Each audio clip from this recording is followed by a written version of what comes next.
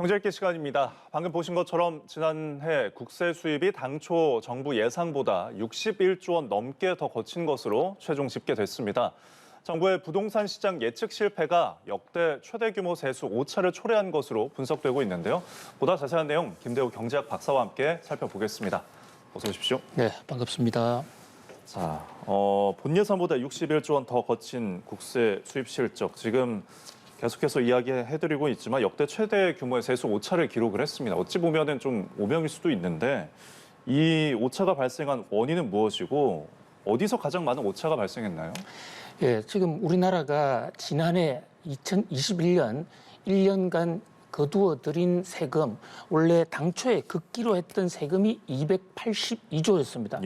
예, 국회에 동의를 받아서, 허락을 받아서 최종 확정을 했는 건데요.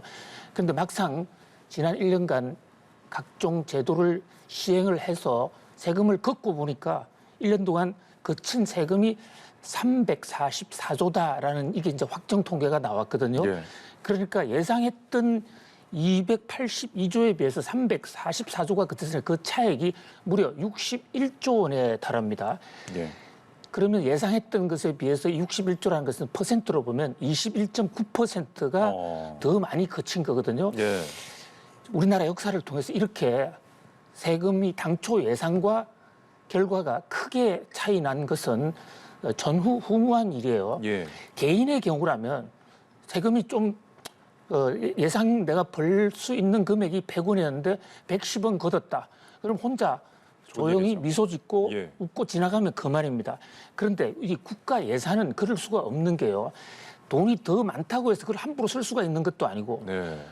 그래서 세수가 초과 세수가 됐다 해서 특별한 혜택이 있는 것도 아니고 오히려 국민들의 고통을 주게 되고 또 여러 가지 정책에 시행착오를 낸다 이런 점에서 재정 정책에서 세수 추계를 정확하게 하려는 이런 움직임은 오래전부터 있어 왔고 우리나라도 세수 추계 실력이 굉장히 높았어요. 예. 그런데 갑자기 이렇게 큰 차이가 난 것은 한마디로 부동산 관련 정책에서 정부 정책이 굉장히 많이 바뀌었는데 예. 그게 이제 국토부를 중심으로 바뀌다 보니까 세수 추계하는 기획재정부에서는 그 효과를 직접 파악하지 못한 것으로 보입니다. 예. 구체적인 실례로 현재 가장 많이 세수 초과액이 많은 곳이 세목별로 보면 부동산 관련 세금, 그중에서도 양도소득세거든요. 예. 양도소득세 세율이 최고 지금 82.5%까지 올라가 있어요.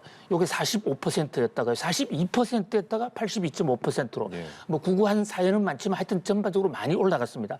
세율만 올라간 게 아니라 거기에 과표를 때리는 또 공시지가 같은 게 올라가다 보니까 재산세 또는 종부세까지도 부동산 세금이 폭발적으로 늘어나는데 이것을 감안하지 못했거든요. 네. 결과적으로 정부가 부동산 안정화시킨다고 그러면서 국민들에게 세금을 많이 걷었다 이렇게 볼 수도 있고요. 그 많이 걷는 것을 세법을 만들 때 또는 부동산 관련 정책을 할 때 세심하게 배려하지 못했다. 이렇게 볼 수가 있거든요. 예. 이런 게 계속되면 국가 신용도도 떨어지고 국가 재정에 큰 난맥상이 생긴다. 그런 면에서 좀 서둘러 개선을 해야 될 것으로 보입니다. 예. 저희가 국세 시업 수입 실적에 대해서 짚어봤는데 그뿐만 아니라 지금 지난해 회계 결산 이후에 남은 돈이죠. 이제 소위 이제 쓰고 남은 돈이라고 볼 수 있을까요? 이 돈이 네, 그게 이제 회계 용어가 참 어렵죠. 그래서 예. 세계 잉여금이라고 그러는데요. 예.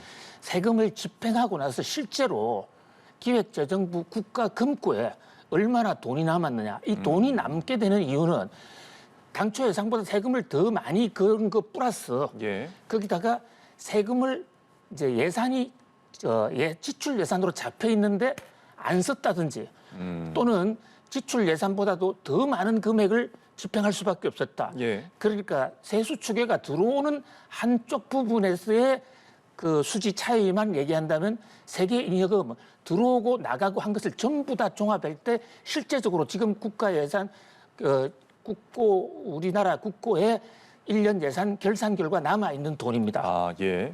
이 돈도 지금 상당한 규모죠. 예, 23조 3천억 원으로 지금 나와 있는데 그럼 이렇게 남은 금액은 쓸 수 있는 돈인 건가요?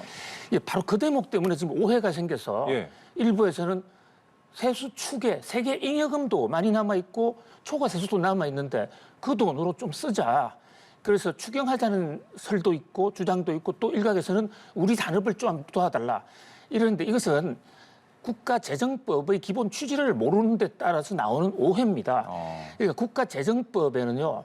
어떤 경우에도 사전에 국회의 동의를 받지 못한 돈은 소록 정부가 돈이 많다 하더라도 그 돈을 허투루 쓸 수 없도록 돼 있고요. 예. 현재 우리 국가재정법에서는 일단 세계 잉여금이 나오면 지방에 줄 교부금 정산을 하고 그래도 남으면 국가 채무를 갚아라 이렇게 법에 명시가 돼 있어요. 현재 지금 우리나라 국가 채무는 1,000조가 훌쩍 넘어가 있지 않습니까? 예. 그러니까 세계 잉여금 몇십 조 생긴 거 전부 국가 채무부터 갚아야 되는 겁니다.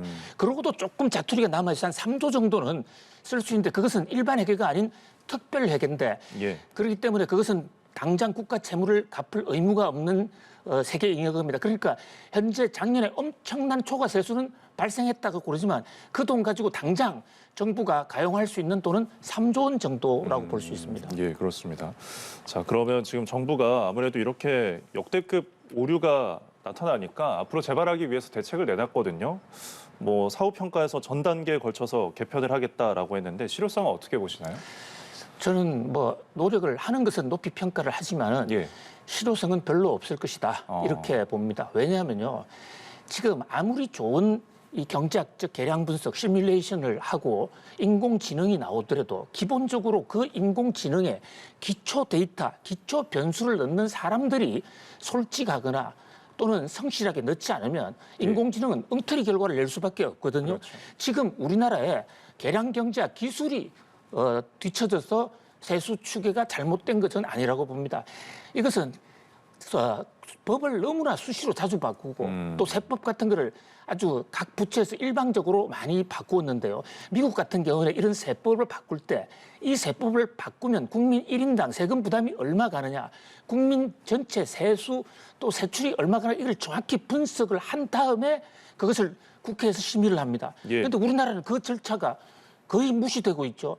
그러니까 세수 추계를 정확하게 해야 되는데요. 물론 그 시뮬레이션 기법도 근대화할 필요는 있지만 그거보다는 앞으로 국민의 세금을 더 받거나 또는 덜 내거나 하는 이런 세금과 관련되는 모든 입법은 그 입법 부서 소리로 세금이 얼마나 더 들어갈 것이다. 이것을 각 그 부처에서 각 정책 입안자들이 쭉 그것을 해서 그것을 기획재정부 세과의 심의를 받도록 하는 이런 시스템을 도입하지 않는 한은 이런 세수 추계 난맥상은 계속될 것으로 봅니다. 예, 기술적 문제보다는 어떤 제도적인, 구조적인 문제를 짚어주셨습니다.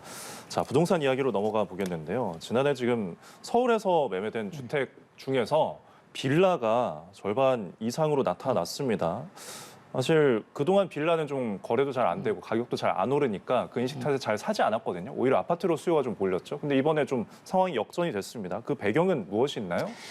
예, 지금 빌라라고 말씀하셨는데 예. 우리나라의 주택법이나 어떤 부동산 관련 규정에도 빌라라는 형태의 주택은 존재하지 않습니다. 예. 예, 그래서 이것 때문에 혼선이 자꾸 생기는 거예요. 빌라라는 말은 원래 로마 제국 때 황제의 별장 또는 대농장주의 저택, 자연 환경이 좋고 뭐 이런 것을 얘기하는데 이제 우리나라 주택법에는 주택의 종류를 크게 두 가지로 구분합니다. 예. 하나는 단독주택, 하나는 공동주택. 단독주택이라는 건 한 건물 안에 소유권이 한 개만 인정되는 거고요. 예. 그 우리가 흔히 보는 단독주택이죠. 그리고 한 건물인데 거기에 여러 사람이 자기의 소유권을 주장할 수 있는, 등기를 할 수 있는 이것을 공동주택이라고 하는데요. 예. 공동주택이 규모에 따라서 좀 달라집니다. 네. 그러니까 공동주택 중에 5층 이상을 아파트라고 그러고요.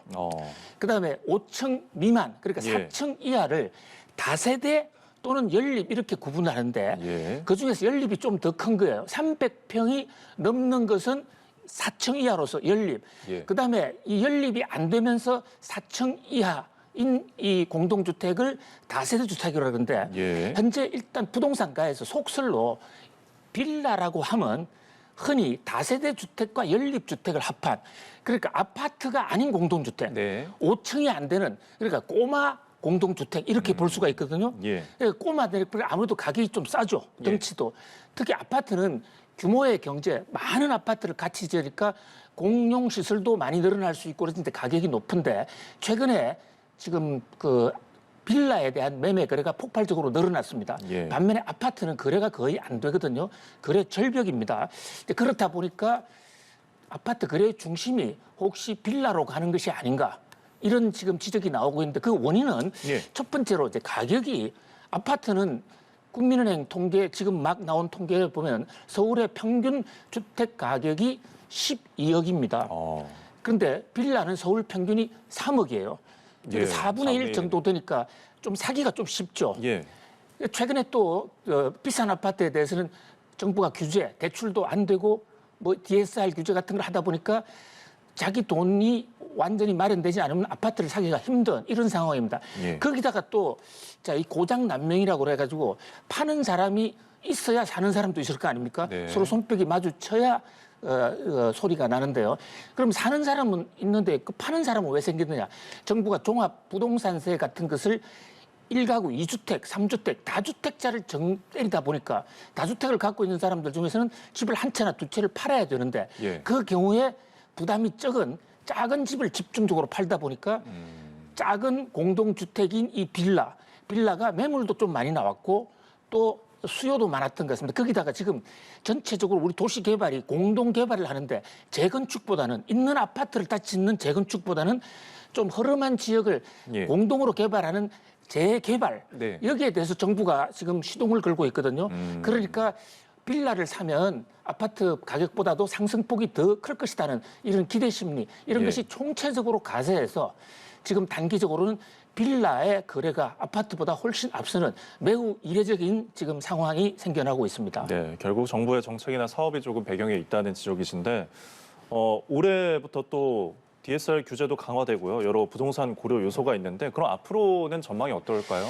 그렇습니다. 그런데 장기적으로는 그렇다고 빌라가 아파트를 대체하기는 그렇게 쉽지 않을 것입니다. 예. 우리나라 국민들의 주택 주거가 그동안에 그 건국 이후에 80년 동안 쭉 이어져 내려온 게 빌라보다는 아파트 쪽의 우위가 아주 확고했거든요. 예.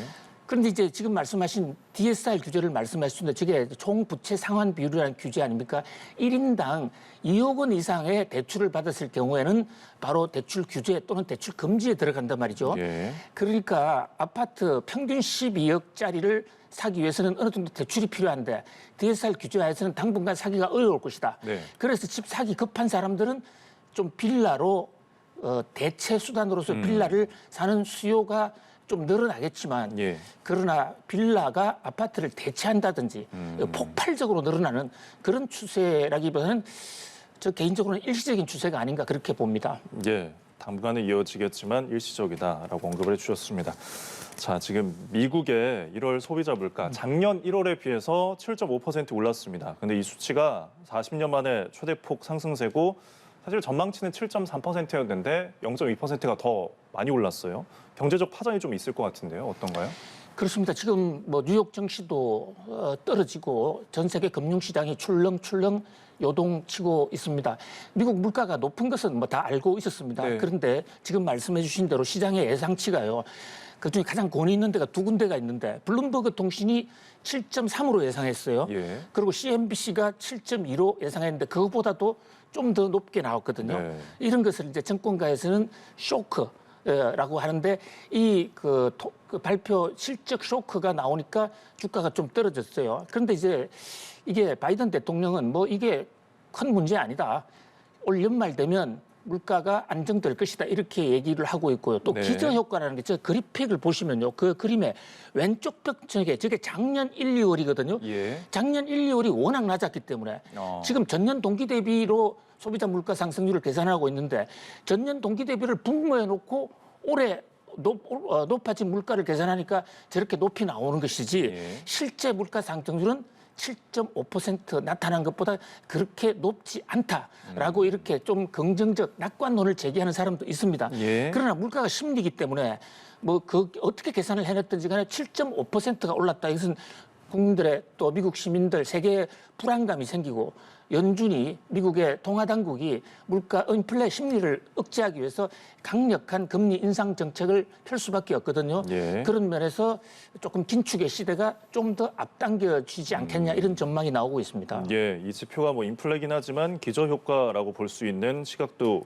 있다는 언급이셨고요. 근데 이렇게 물가가 크게 오른 만큼 아무래도 미국 연방준비제도가 금리 인상에 나설 것이란 전망에 힘이 계속해서 실리고 있거든요.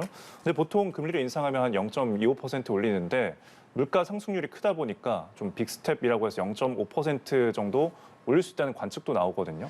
그렇습니다. 지금 연방준비제도 이사회, 우리나라로 치면 한국은행 같은 중앙은행인데요. 이 중앙은행이 설립된 가장 근본적인 이유, 거의 모든 이유라 하면 달러 가치의 안정입니다. 예. 달러 가치라는 게 결국 물가로 표시되거든요. 물가가 오르면 달러 가치가 떨어진단 말이죠. 예. 그런 면에서 물가의 인플레 저지 책임은 FOMC 연방준비제도의 이 공개시장위원회에 있다. 이렇게 볼 수가 있는데요. 현재 지금 목표로 하는 미국 연준이 목표로 하는 연간 물가 억제 목표가 2%입니다. 예. 크게 비한다면 지금 7.5%니까 네, 크네요. 금리를 올려야 되겠죠.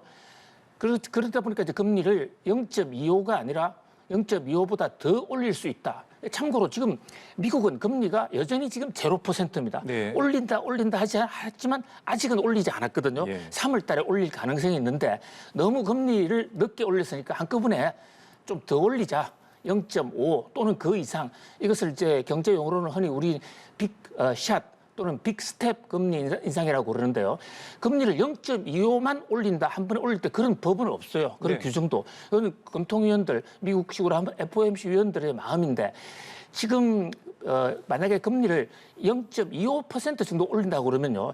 시장은 굉장히 안도할 겁니다. 이 정도면 충분히 감내할 수 있다. 근데 0.5 하면 조금 불안. 그다음에 0.75를 올리면 야, 이거는 굉장히 강력한 긴축이 오는구나. 예. 그게 따라서 주가의 향방이 달라질 것으로 보입니다. 예. 근데 이게 매파적 기조가 좀 있다 보니까 박사님께서는 어느 정도 예상하시나요? 지표에 따라 달려 있다고 보는데 2월 달 물가 그리고 연준이 지금 소비자 물가 지수 이것은 연준의 통화 정책을 하는 데 기초 이 물가 지수가 아닙니다. 연준이 하는 것은 PCE 물가 지수라고 해서 소비 지출 물가 지수가 따로 있어요. 그게 한 일주일 있으면 발표가 될 텐데요. 예. 그거는 지금 한 5% 정도 되거든요. 그런 각도에서 본다면 0.5% 올릴 가능성이 저는 굉장히 높다. 0.75는 충격이 너무 클 것이고요. 예. 0.25만 올리기에는 지금 다른 나라, 우리나라 같은 금리를 벌써 3번이나 올렸는데 네. 미국은 한 번도 안 올리기 때문에 이번에 0.5를 올릴 수도 있다. 이렇게 봅니다. 예, 알겠습니다. 지금까지 김대우 경제학 박사와 함께했습니다. 고맙습니다. 고맙습니다.